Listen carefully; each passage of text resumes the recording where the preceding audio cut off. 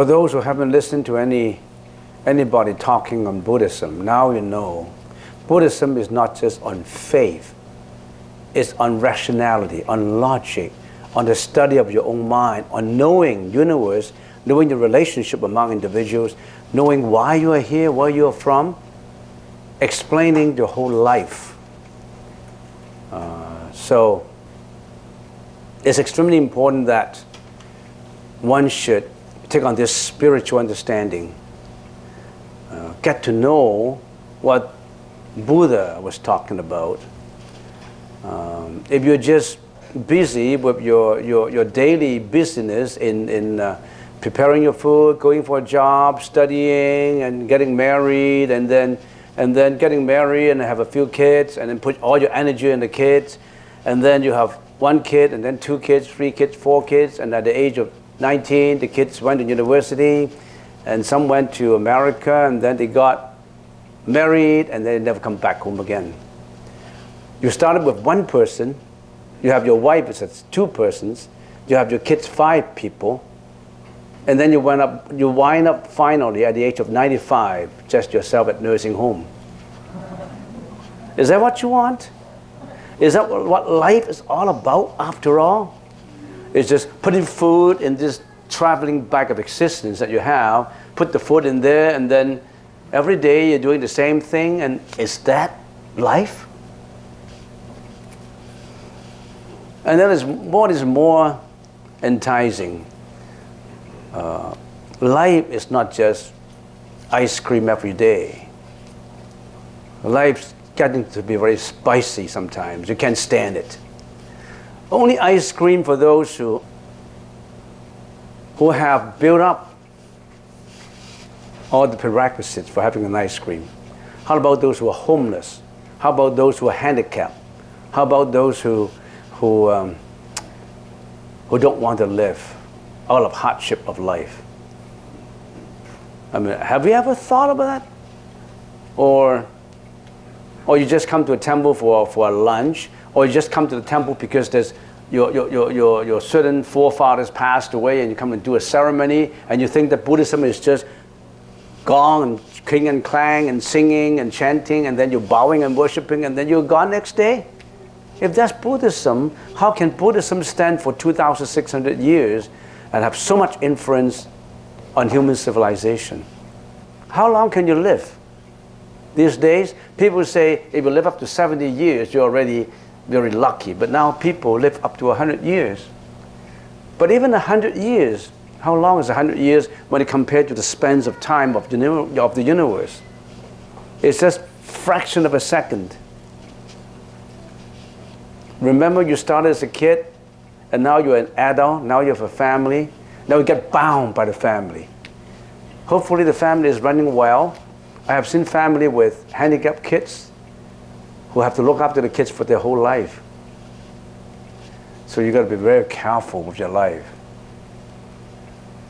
Spend your life in what the Buddha told us. Go into the spirituality,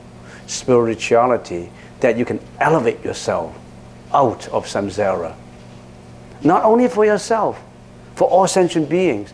Why did the Buddha abandon his right to succeed as a king and enjoy all the luxuries? He became an ascetic. He was Prince Siddhartha Gautama. He was ready to succeed as a king and enjoy all the luxuries of life. Why did he give it up? Because he knew that he must get away from life and death. Not only for him, for all his people. He wanted to find a method to get away from samsara, life and death. There will be eternity, get into eternity, no more life and death. You and I, we're subject to life and death.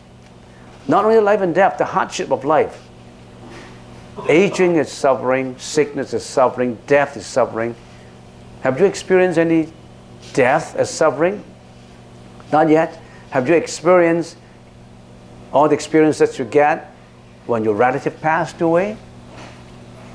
Or when your mom got a divorce? When your dad got a divorce? Or when your brother is a handicap who will never be as clever as you? When you're 30, is only at the age of, you only have a wisdom of, have an intelligence level of only 12? and it highly influenced you because you thought that the world is unequal. Think about all these things in life and try to understand it through the Buddhist teaching. You'll find a lot of wisdom in it. And maybe you find a lot of explanations that you can't get anywhere. Maybe that solves the riddles of your suspicion. Maybe that will unwind all those intertwined mental afflictions like jealousy, hatred, anger, greediness that have been intertwined in you, that bound you like a cocoon. You like a caterpillar?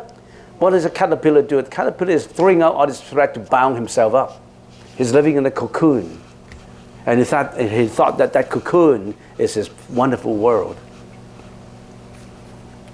Remember, we are born in the world in the karma world, a world of desires. How many desires that we have, basically? 财, 舍, 名, 食, 睡. We have desire for greediness, for wealth, reputation, sex. We have sleep. You know, when you go into a higher level, they don't have that anymore. In the second layer of the karma, the rupa dhatu, they don't have the attachment to sexuality anymore. They are pure from that. No more relationship exists in there. They live to millions of years and they don't have that impurity. The higher you are, you're almost out from samsara. Anyway, I have these questions to answer, so I'm not going to linger on. First question, I believe that Buddha could help the drug addicted and homeless people in Vancouver at a moment. A continuation of drugs is a solution. What do you mean by continuation of drugs? Do you mean to give them the drugs, to keep them happy? I don't know. Is it a solution? Have you been asked for input in this serious situation? Do you mean that there are drug addicts outside that should be treated, or that should... The problem of life is not just in addiction and obsession of drugs. So much suffering, in spite of the fact that sometimes we have happiness. But happiness is short term. Life is short. So many problems of life, and we don't want to stay away from the problems. We want to examine this problem.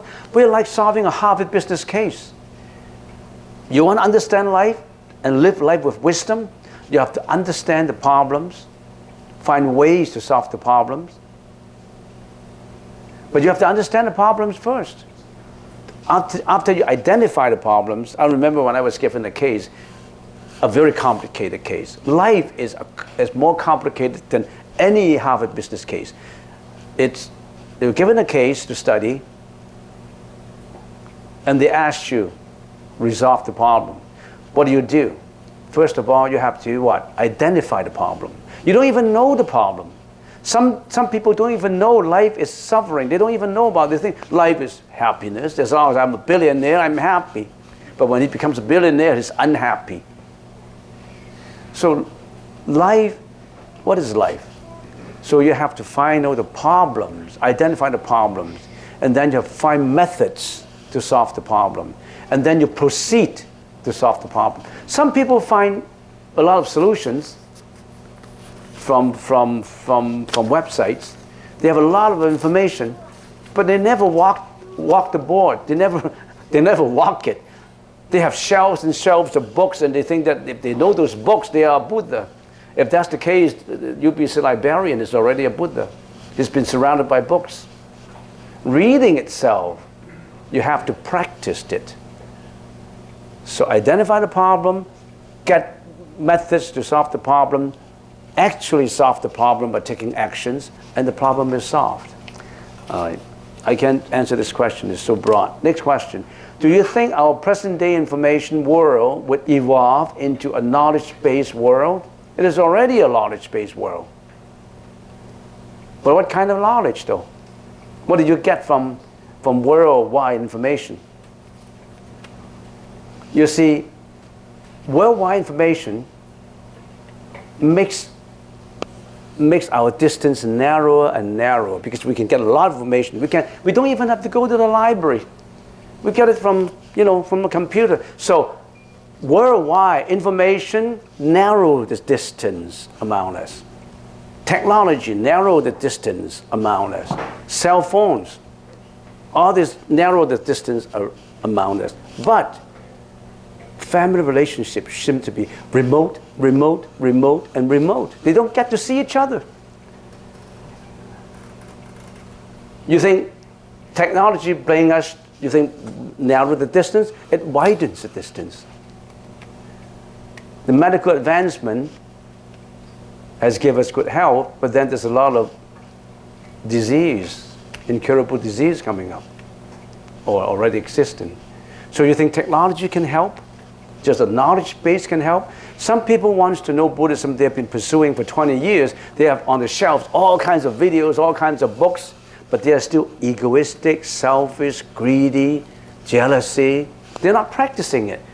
They just get the information and shelve it, or store it in their computer. They have a computer base that's so wide. They can even set up their own database, but they only have the knowledge. They don't practice it. So what's the point? So it's a knowledge based world, but do you practice it? And also, what kind of knowledge you're getting every day? Good knowledge or biased knowledge? When you get onto YouTube, what do you see?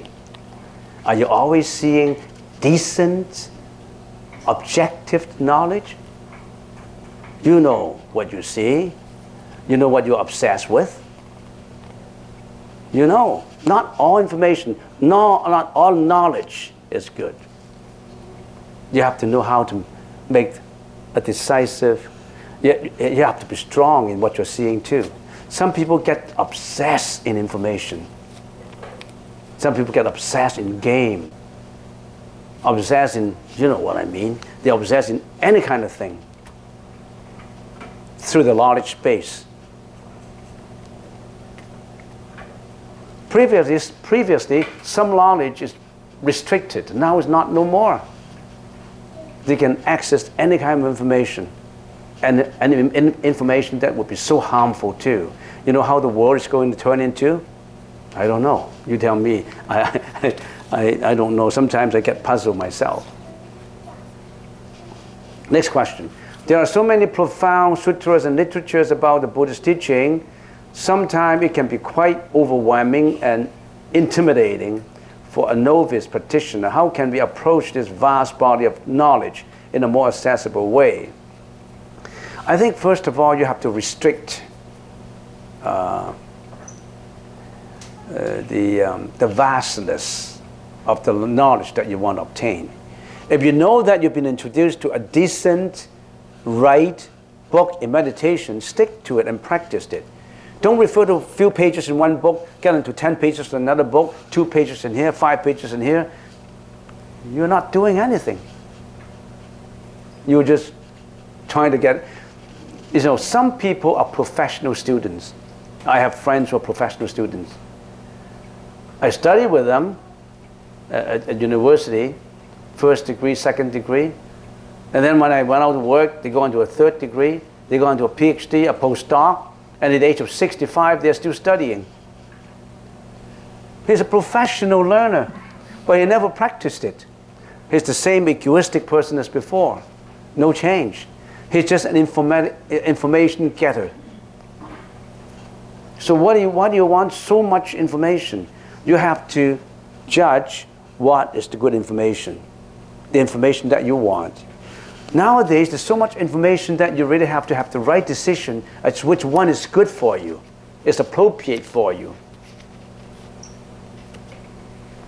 When you want to know the taste of Pacific Ocean, do you have to drink up the whole Pacific Ocean? You don't have to. You scoop up a cup of the water, clean water, and you taste it, and you know what Pacific Ocean tastes like. It's impractical to drink up, to swallow the whole ocean. You don't have that ability. Why don't you just scoop up something nice, taste it? Oh, this is the taste. Now I know. So much information, like an ocean. You want to read every book? Even if you live 100 years, you cannot read all the literature you want. Why don't you just stick to something useful, practice it, walk on it. Practice it. You want to go to Victoria? You got to go to Nanaimo, you drive over there, you actually drive, you actually take the ferry. You don't just look at the map and talk about it every day. I want to go to Victoria. But you never started your journey. You just talk about, you get all the information. You have pages and pages of where do you see in Victoria, where is the Parliament House, where is the Imperial Hotel, and what is there and what is that. You never get to go. You only have whole information of Victoria. And then you sometimes ponder, is it really good to go to Victoria? Maybe I should go back to Hong Kong better. Then you change your direction. Next question. During the talk today, in the last slide, it mentions real object and perceived object. I'm trying to understand the difference. Can you please explain a little?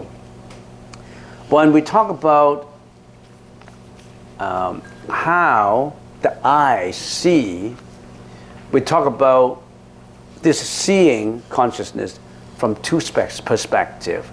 One perspective is from the being perceived perspective, which is the object.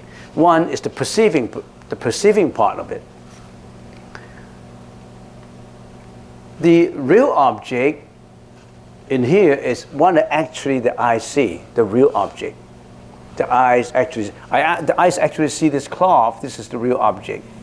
So this is direct veridical perception. Directly I see it. Veridical is factual perception. So that is the state, the object that I see. And the perceiving perspective is when my eyes see, I see it as it really appears to be in reality. When I see this cloth, I won't say this is paper because it stands up in reality. This is what the eyes see, here and now. The eyes cannot see yesterday. The eyes cannot see tomorrow. The eyes can only see right here and now.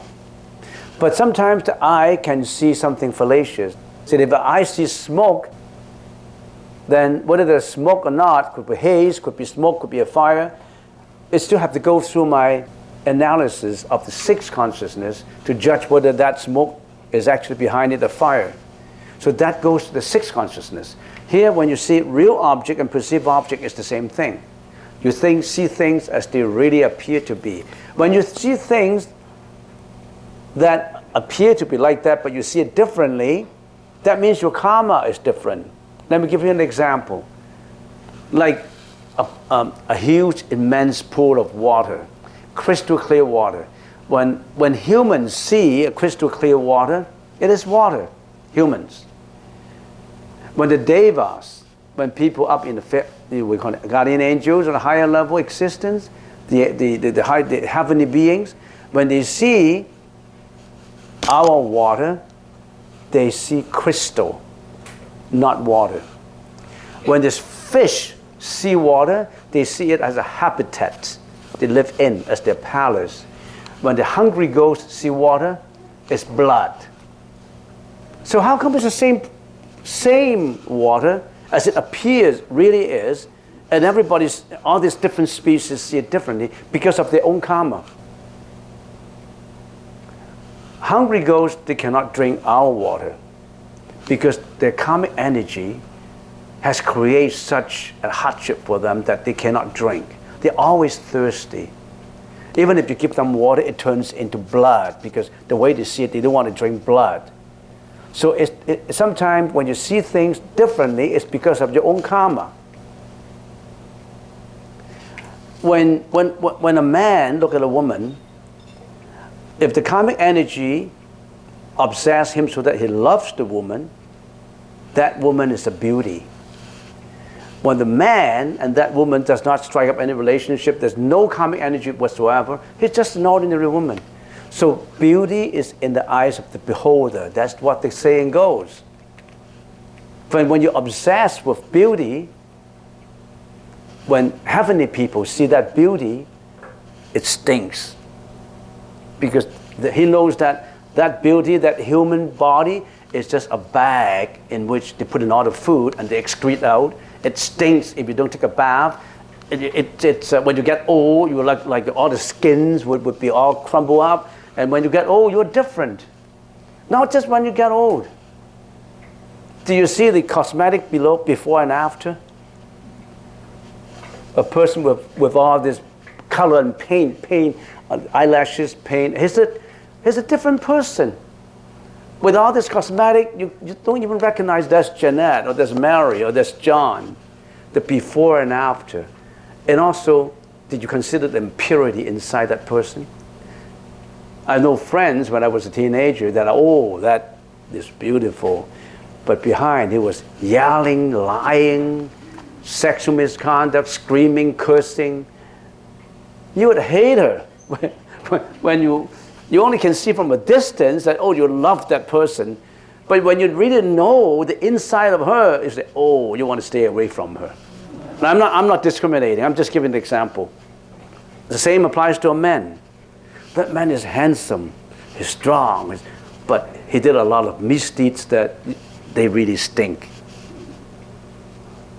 You don't consider the ugly part of it. And that's impurity bhavana, azubha bhavana, azubha smriti. So, everybody sees things differently because of karma, but I see things as they really are. Next, 2 more questions.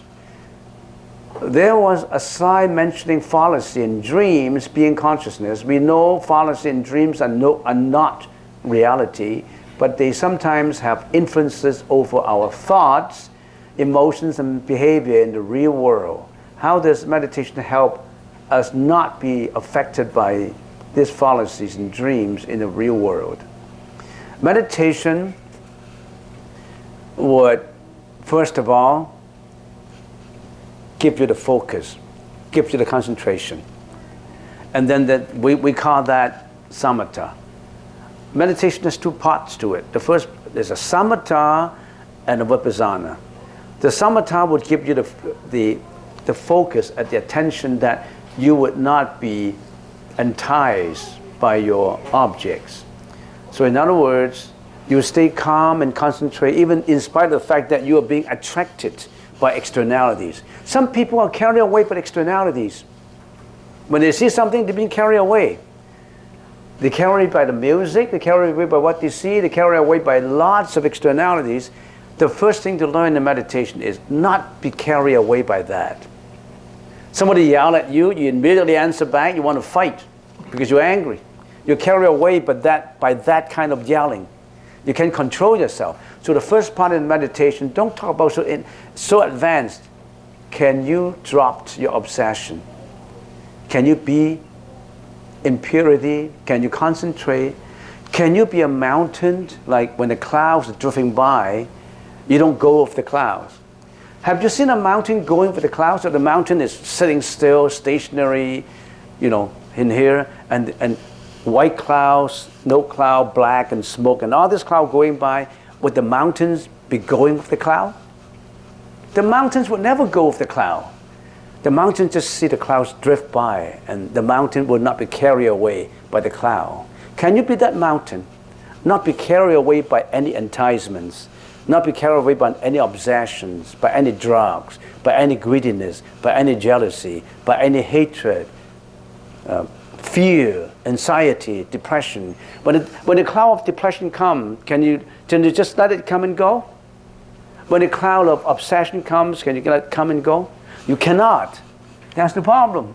Because you don't have any focus, you don't have any concentration. The Buddha said, first step is to learn to be that motionless mountain, not be carried away by the cloud of enticement, the cloud of mental afflictions, the cloud of greediness, hatred, depression, anxiety. Can you do that? That's the first thing in meditation. So if you can do that, that's the first part. The second part is the mountain has to say, Yeah, I'm not being carried away now. I'm myself. But why am I motionless in here? Who am I? Why am I here? Am I a mountain? Or am I just a piece of rock? What am I made up of? Am I made up of just a lot of clocks and vegetation all put together? I'm a mountain? What is my identity? Who am I? How did I come here? That's vipassana. That you get into the wisdom part of the existence. That's to resolve the problem at its basic root. But you got to stop the obsessions first. That's samatha. You can't even do that.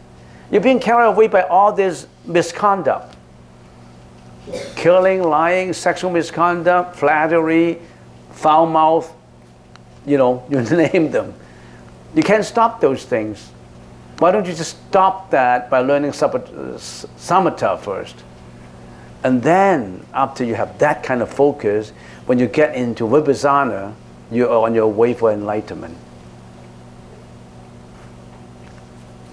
Next, final question. What is the definition of sexual misconduct? Is there proper sexual conduct one can follow? Can sex be a way of showing compassion? What is the definition of sexual misconduct? First of all, let's do with that. There's two kinds.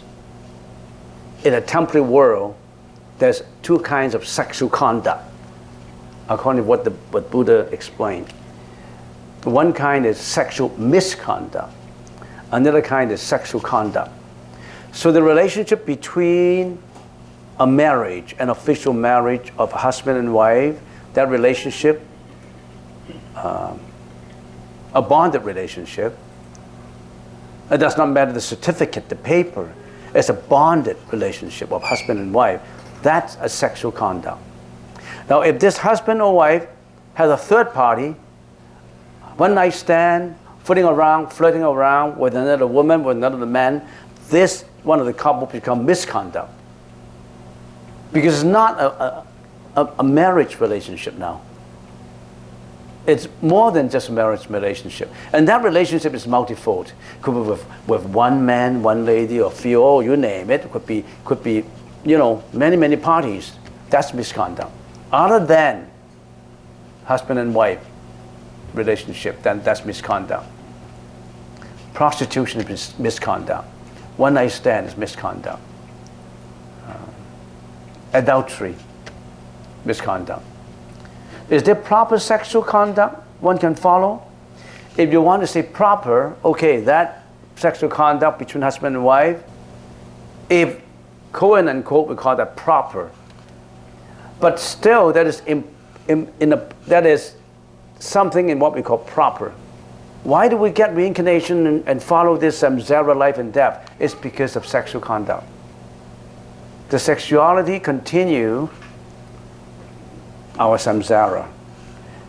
And going to nirvana, you get away from it. We, in this world, we think that is required.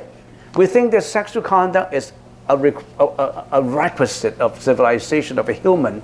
But that's the karmic energy that pulled us here. That is exactly the karmic energy that we're responsible for samsara. But you treat that as something that is important, something that you will have to do. It's just like when you were born in the prison, you think that being in a prison is what you are. You never thought of leaving the prison because you haven't seen what is outside the prison. But actually the free world is outside. You don't know about it. The Buddha said, no, that is not your home. The freedom is outside. You're still locked in that sexuality that you want. That's exactly responsible for samsara. You've got to get out from it. That's why people become a monk, a nun. They want the first step is to cut off that obsession. It's not easy. You have to get your first step to walk on enlightenment, that courageous, brave, uncommon step in order to be a saint. Who can be a saint? Now, how many people can be? How many people can practice celibacy? Maybe 1 in a million. That's the reason why, if you calculate, maybe 1 per million can become a real monk or a nun. I don't know. You tell me. I've never done statistics like that. People think that sexuality is a requirement in life, or they even think that there's a pleasure in life. That's something that we have to consider. Proper? Can sex be a way of showing compassion? What is the meaning of compassion? Compassion is unconditional. When you talk about sex, when you're talking about a love relationship, A and B involved in a love sexual relationship. They say they love each other. That's why they have a union. They love together. That's why they have a relationship. But when they find out that the other party is not loving him or her, he's going to hate her. He's going to take action. It's conditional. One loves the other based on the condition that it's reciprocated. If it's not reciprocated, hatred will come out. Revenge will come out. Compassion is unconditional. There's no impurities in it. Compassion is pure. Where sexual love is not pure if there is no reciprocity, there will be hatred in it. A lot of misdeeds, killing, raping, a lot of misdeeds could arise from what they call unreciprocated love. A lot of misdeeds will happen out of love that is not reciprocated, that is biased, that is one-sided. You heard about many of these stories. I just mentioned, take a look at that movie, Fatal Attraction. Take a lot of other movies, how love wind up in tragedies, how love wind up in murders, in killings, in greediness, in jealousy, in hatred. Love is sometimes like a boat.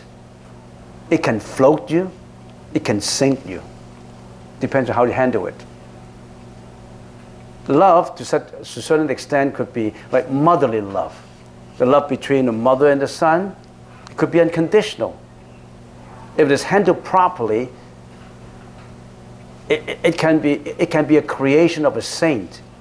If love is not handled, if mother and son love is not handled properly, it could be spoiling the child, and the child become a criminal. So which kind of love are you exercising?